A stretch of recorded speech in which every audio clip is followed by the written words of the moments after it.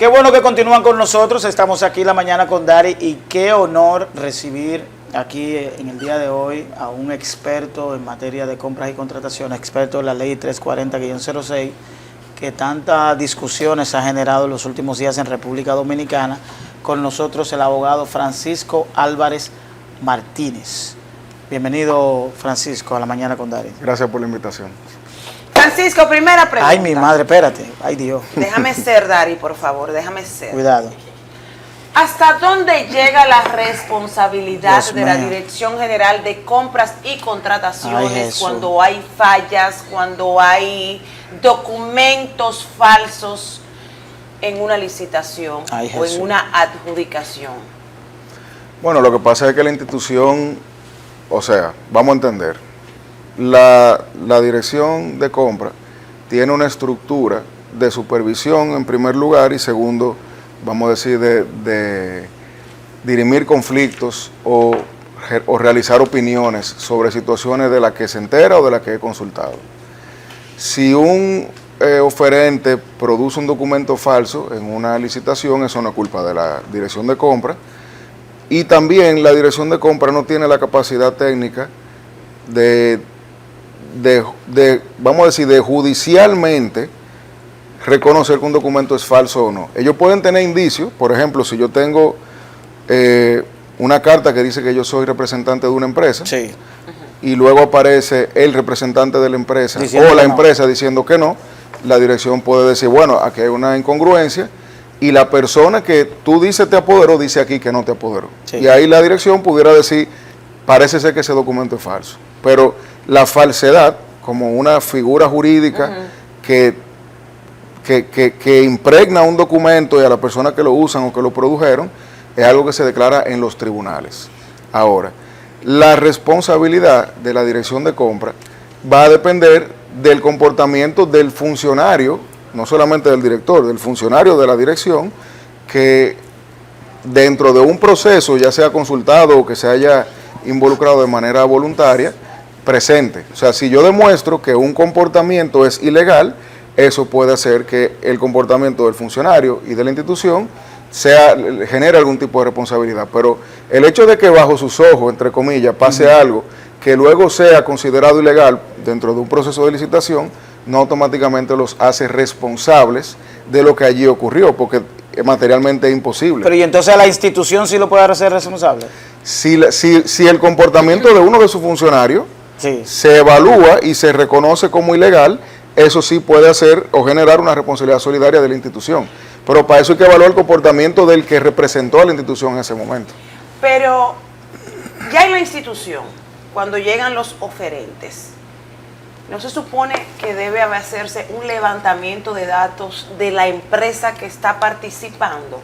Lo que pasa es que si la empresa está participando es porque tiene un RPE. Sí. Y si tiene un RPE es que ya pasó entre los comillas, filtros. un filtro. Ok. Entonces, no, Esa parte tiene razón. el RPE es como la forma en la que, es como tú tienes una cédula, yo asumo, si tú tienes tu cédula que Y ese RPE lo emite compras y contrataciones, Sí. que significa que dio lo aval, Claro. revisó la documentación. Lo que pasa es que a veces compra, yo voy a poner un ejemplo, saca un RPE hace un año y hace un mes no es lo mismo. Claro. Porque compras sobre la marcha, Agilizado. sí, ¿no? Y genera, por ejemplo, requisitos nuevos.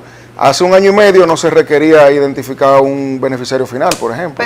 Ahora sí, entonces, lo que yo creo quizá que pudiera ser una debilidad, y también hay un tema hasta material de recursos de la institución, es que si tú modificas el acceso a obtener el RPE, tú deberías generar un plazo para que los otros se adecúen a eso.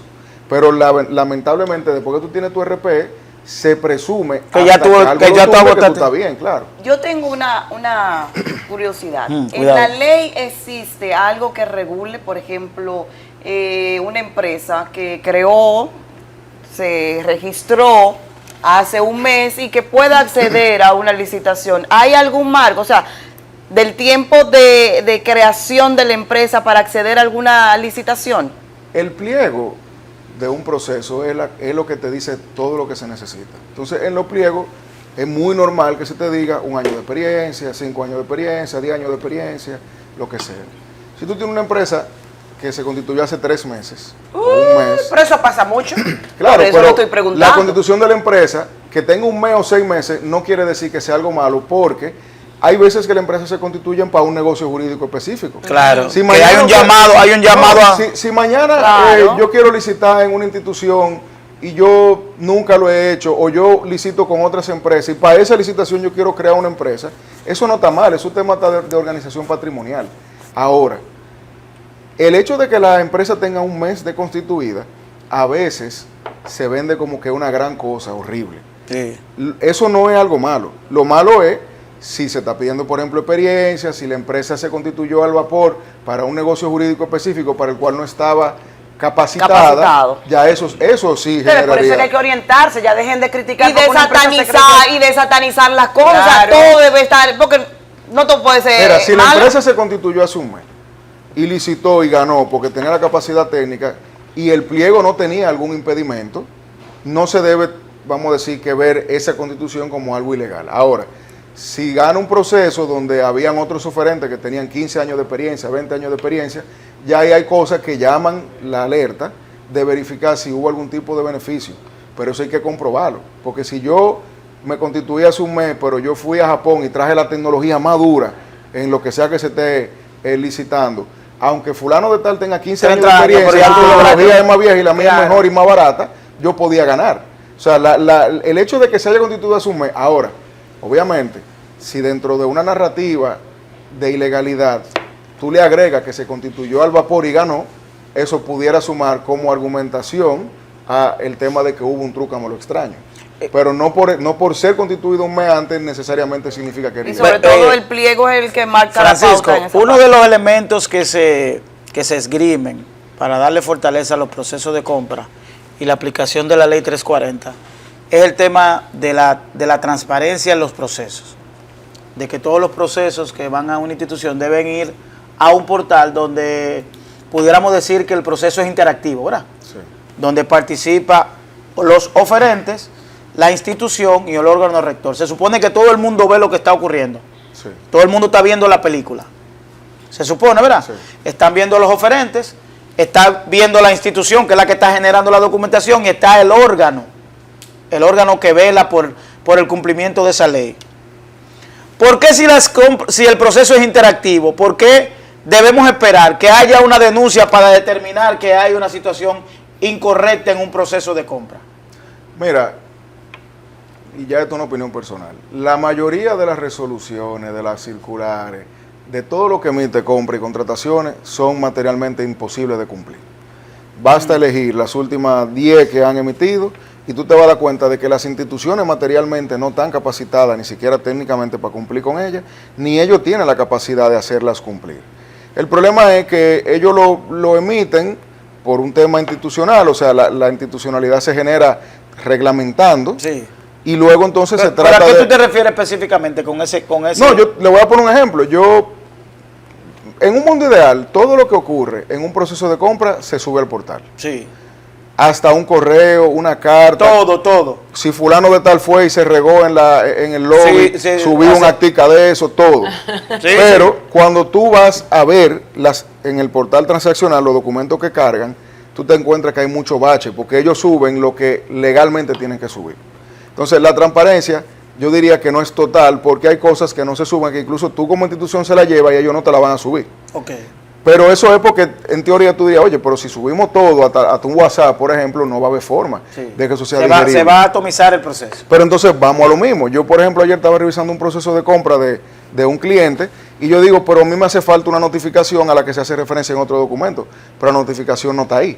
Entonces, es un proceso imperfecto que ha mejorado muchísimo. O sea, es increíble para la República Dominicana que yo pueda meterme ahora mismo y poner una institución y ver todos los procesos que están llevando, ver quiénes están participando, ver cuáles son las propuestas, o sea, eso está genial, pero compras y contrataciones no tienen la capacidad técnica, ni de personal, ni presupuestaria, para ver cada uno de los procesos. El problema es que ellos sí son parte, como tú dices. Claro. Entonces, todo lo que sucede ahí le es oponible a ellos.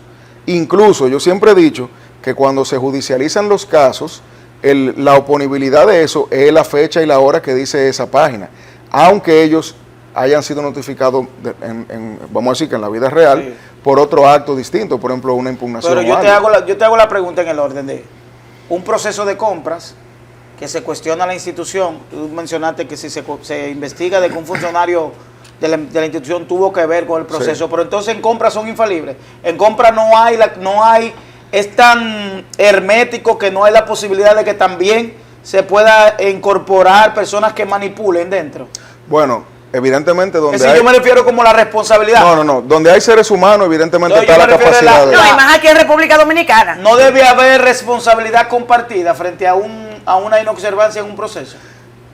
Cuando compras se involucra en un proceso, porque no se involucra en todos los procesos, pero si hay un proceso en el que ya él fue notificado o se enteró hasta por los medios, Claro. o se involucró de manera voluntaria, evidentemente cualquier debilidad que pase por abajo se le puede, como decimos aquí, se le puede pegar ese foul. Claro. Porque lógicamente yo no puedo estar involucrado en un proceso y hacerme el loco con lo que pase ahí que no esté correcto. Ahora, cuando Compra y Contrataciones emite, por ejemplo, que últimamente lo hemos visto, que ahora están mediatizando sus respuestas. Sí.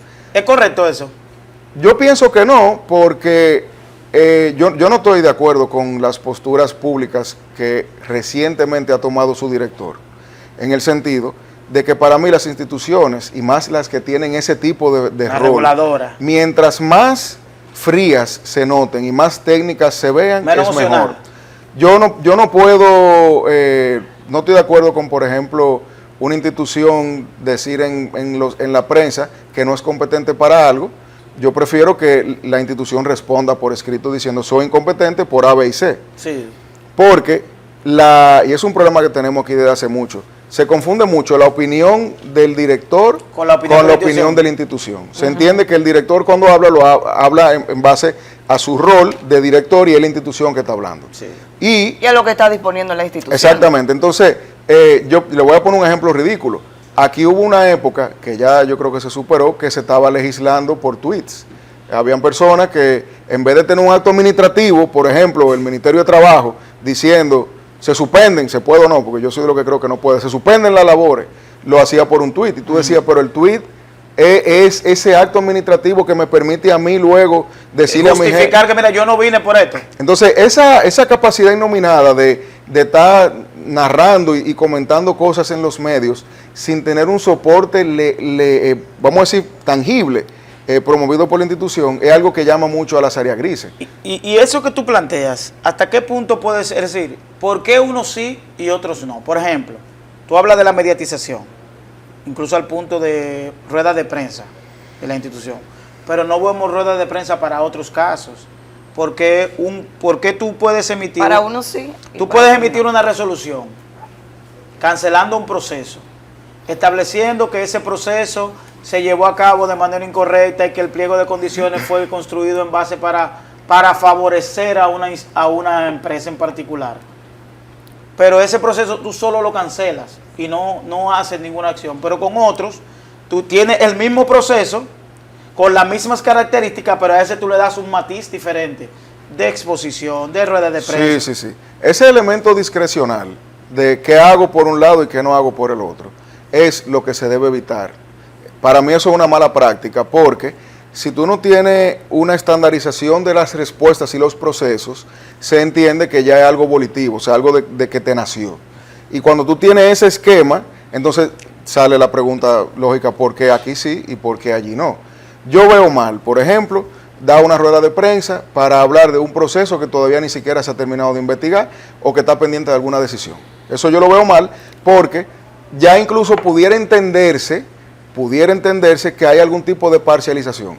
Estar parcializado no es querer beneficiar a una parte, es ya tener una idea preconcebida. Claro.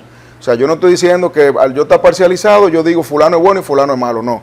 Yo estoy diciendo que ya yo creo que sé lo que pasó y no he acabado de responder. Entonces, cuando tú tienes una respuesta, vamos a decir, estructurada en base a una rueda de prensa, en un caso que ha tenido cierta notoriedad, y en otros que tengan la misma notoriedad o que tengan cero notoriedad, tú no haces lo mismo, sale la duda de por qué en ese caso sí. Y eso te permite, yo pienso, que romper esa idea de la institucionalidad que tanto necesitamos en nuestro país para tener un poco de seguridad jurídica. Yo pienso que es una mala decisión, pero si se va a hacer con todos los casos, lo veo genial, porque mientras más transparencia haya, mejor estamos todos. Pero aparentemente no es así, y me voy directamente al particular caso del Ministerio de Educación.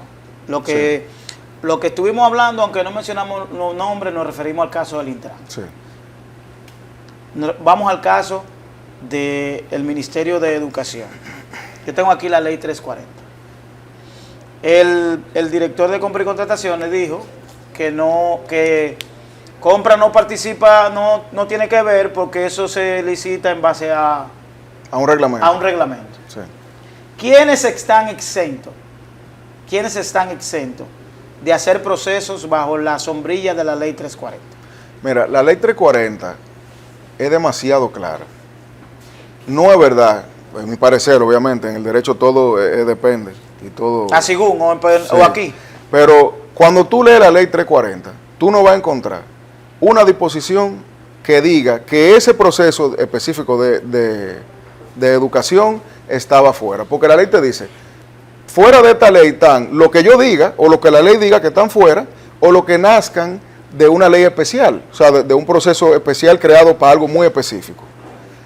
Ese caso, o el caso de educación, lamentablemente para la opinión pública del director, no hay una ley expresa que diga que eso está fuera, y que ellos se hayan reglamentado internamente a mí no me importa. Porque el reglamento tiene que ser en base a. Exacto. Entonces, que yo sí pienso que estuvo mal o que genera algún tipo de incertidumbre el hecho de que ante un clamor público de hay algo extraño que vale la pena investigar, nosotros veamos al órgano encargado de técnicamente investigar esa situación, quiera de una vez separarse de la misma. ¿Por qué? Porque si la ley no te dice expresamente que eso hay que sacarlo de la sombrilla de compras, y ese tipo de normas se interpretan restrictivamente, o sea, distinto a lo que pasa en el derecho privado, donde si no está prohibido, está permitido, en la administración pública, para que las cosas se puedan hacer o no hacer, tiene que estar expresamente y taxativamente colocada en una ley. Entonces, en ese caso, al no existir eso, lo que debe decir ese órgano es, bueno, como no hay una ley que expresamente lo saque de mi competencia, me siento competente. Y que sea el otro que te pruebe que no en un tribunal. Tú de entrada decir que no y quitarte eso de arriba, me parece también que fue una mala decisión que pudiera interpretarse para mí, como una debilidad institucional. En el caso de compras, compras solo actúa a requerimiento del ciudadano, no actúa de oficio. Te hago la pregunta por lo siguiente. Aquí todo el mundo sabe lo que ocurre en los procesos de compra. Aquí todo el mundo sabe que hay personas que se dedican a ser suplidores del Estado, que esa es su empresa. Entonces, en instituciones donde todos los oferentes se pusieron de acuerdo para vender pollo, por ejemplo, si no hay ninguna queja, si no hay ninguna denuncia, ¿significa que el proceso está bien? No, porque a veces los procesos ocurren en un entorno tan hermético que nadie se entera. Nadie está sentado viendo todo lo que está pasando en un portal transaccional, pero Compras tiene conocimiento, entre comillas, de todos porque ocurren dentro de un sistema administrado por ellos. Entonces, ¿cómo pasar? Entonces, si pasaron por abajo de su radar y ellos no se dieron cuenta, ahí va a haber un tema de oponibilidad directa porque se entiende que todo lo que ocurre bajo su sombrilla ellos tienen conocimiento. O sea, que lo que tú quieres decir es que compra y contrataciones acciones por mutuos propios. Claro que no acciones, no por una denuncia de un tercero. Aquí vemos, por ejemplo, que hay un tema que nos damos cuenta que hubo un chivo, que metían un chivo cuando alguien se para, que le afectaron su interés y va a depositar. Pero mientras tanto, el chivo lo estamos viendo los tres. Y otra cosa es, ¿qué rol juegan los órganos de control interno? Porque, por ejemplo, también tú acababas de decir, antes de una licitación, el oferente tiene que ir a comprar contrataciones. No, primero tiene que ir a la Cámara de Comercio, sacar un registro mercantil. Claro. Que le da el aval. Ajá. Luego tiene que ir a compra a sacar un RPE. Sí. Ya compra lo vio. Sí. Ya cuando esa persona llega a una institución, se supone que esa institución dice, pues ya compra, vio Claro, el RPE está activo, no hay problema. Le damos para allá. Sí. Pero vamos a suponer que se hizo un proceso irregular, por inexperiencia, por lo que fuera. Luego ese proceso va a Contraloría, Sí. cuando llegue el momento de pagar. ¿Qué ve Contraloría? Es decir, Contraloría ve un pliego que dice que una institución vendió una esquina de la isla Saona y Contraloría vio ese contrato y dice, no importa porque se hizo bien. Te digo Pero lo que no- ve Contraloría. claro, Contraloría ve que el proceso de pago cumpla con lo que ellos Lo que establecen. pasa es que mañana. hay un tema interesante y es algo que yo honestamente creo que se ha estado tratando mal por los casos del gobierno pasado. Sí. Porque hay mucha gente que cumplió prisión preventiva y que está ahora mismo en proceso de mucho nivel, sencillamente porque cumplieron con la escalera de responsabilidad de una institución. Me explico. Si nosotros 4 tenemos diferentes etapas de verificación de un proceso y yo soy el último y ustedes 3 ya verificaron su trabajo, técnicamente hablando, yo no soy quien para ponerme a verificar lo que ya ustedes me dicen que está bien. Por eso es que cuando se llega, por ejemplo, a un director, a un ministro, a un responsable de una institución o de una dirección, yo puedo entender que esa persona no sabía lo que estaba pasando abajo porque no tiene que saberlo. Imagínese usted un ministro de Hacienda verificando cada proceso de compra. Es una locura. Ahora, desde que tú sabes que hay denuncia, que hay un sonido, que hay indicios claros de que algo no estaba bien, es esa precalificación de otros departamentos suficiente para descargar a la persona, por ejemplo en Contraloría, que ve eso y lo ve lleno de sangre y dice, bueno, pero esto está bien, pa, y le pone su sello. Lamentablemente no.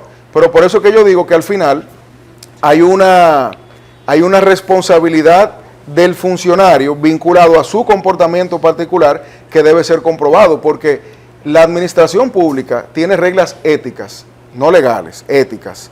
No solamente por la ley, que está en la ley 107, en la ley 105, en la 4108, en la 340, en la Constitución y en 200.000 decretos. Que tú debes manejarte con una ética que desborda las obligaciones legales que la ley te impone. Y cuando tú ignoras eso, ya sea haciendo o no haciendo, tú puedes generar un rastro de responsabilidad, porque si tú como Contraloría viste algo que sonaba mal, pero todo el mundo le había dicho que ok, evidentemente hay un problema. Una pregunta, llamamos al dueño de esto y nos dio 5 minutos más, así que calma. ¡Aplauso a don Johnny! ¡Una estrella! ¿Tiene compras y contrataciones la autoridad, la jerarquía legal, para determinar qué proceso va a ser judicializado o qué proceso no? Es decir, compra y contrataciones puede decir, este proceso me huele de coso, vamos para Hay allá, que para llevar el al Ministerio Público, Al exacto. Ministerio Público. La DGCP tiene la obligación de, cuando ve algo raro, denunciar. Y, por ejemplo, yo veo bien, entre comillas, como una buena práctica, que si ellos entienden que hay algo que tenga algún tipo de actitud de ilegalidad, ellos denuncien eso a la autoridad competente de la persecución penal. Eso yo lo veo genial. Ahora, ¿qué yo veo mal? Yo he visto noticias donde la DGCP ha anulado contratos. Sí. Y no, Sin una investigación. Señores, a no, sin fondo. una investigación No, no, es pero- que el que anula un contrato es un tribunal. Es una locura, obviamente. Es una Esa es mi ilegalidad. opinión legal. Hay personas con más capacidad que yo pudieran decir lo contrario.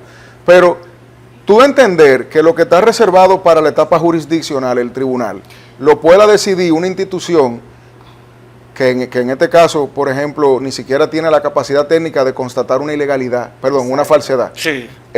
Para mí es una locura. Ahora, la institución puede ¿Y la ir al- ley no le da esa facultad? No, porque hay que anular. El problema es que después que tú firmaste el contrato, ya la licitación acabó. O sea, ya el proceso. Pasó a otra instancia. Claro, el Exacto, proceso eso es verdad. ya es un contrato. Sí, ya eso es. el seguimiento de Ya se Contraloría. cerró el Ya proceso. ahí tú, en teoría, culminaste ese proceso satisfactoriamente de cara a culminar un proceso. Si hay una ilegalidad vinculada a eso, tú tienes que ir al TCA, una cautelar para suspender la ejecución, un recurso contencioso administrativo para chocar el proceso, para lo que sea. Una pregunta, Francisco. Aquí estamos hablando de una empresa que falsificó documentos, que se acusa de que falsificó documentos porque la persona a la cual le falsificaron el documento dice que no tiene negocio con esa empresa.